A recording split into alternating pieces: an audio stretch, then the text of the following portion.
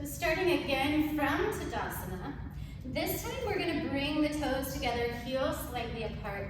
So I like teaching this next pose, which is chair pose, with the toes touching and the legs together so that you can use the power of your legs to really squeeze together, light up that lower abdominal area, the pelvic floor, and get pretty deep into your chair pose. So Utkatasana, or chair pose, sometimes called lightning bolt pose. You're gonna have toes together, heels slightly apart so the feet are parallel. Reach the arms up in line with the shoulders. I keep them shoulder distance here. You might see other teachers that teach the hands together, or even like goal posts. In general, I teach with arms shoulder distance. Pull those lower ribs in, find that core, lock it down tight before you ever move into any pose. Check in with the core. And then exhale, sit your hips back and keep your chest lifted. So doing your best to find a little bit of space in that low back, a little bit of length. When you look down, you should be able to see all 10 toes. So the biggest mistakes or the biggest misalignments you might see here are people having their knees really forward, so when they look down, they can't see their toes. This is putting a lot more strain on my calf muscles, definitely a lot more strain on my low back. So sitting the hips nice and low, keeping the weight back towards the heels of the feet.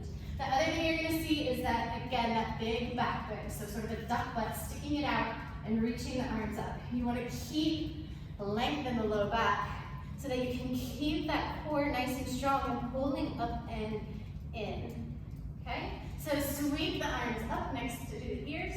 On and exhale, sit the hips low. Keep the low back nice and long.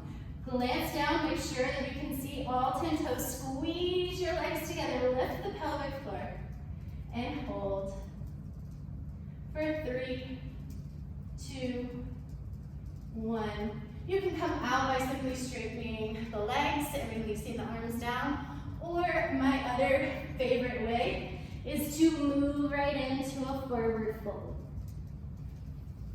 So the benefits of chair pose: it builds strength and stamina in the entire body, particularly in the legs, ankles, and feet. It builds heat and energy in the body, so it's a great pose if people are, sometimes you walk into a class and it just feels a little low energy, like people aren't quite ready to move yet. So it's a great pose to toss in right at the beginning of your standing series to get people really more involved, to sort of light up the body and bring more energy into there. So it stretches the shoulders, strengthens the legs, the core, and just builds overall stamina in the body.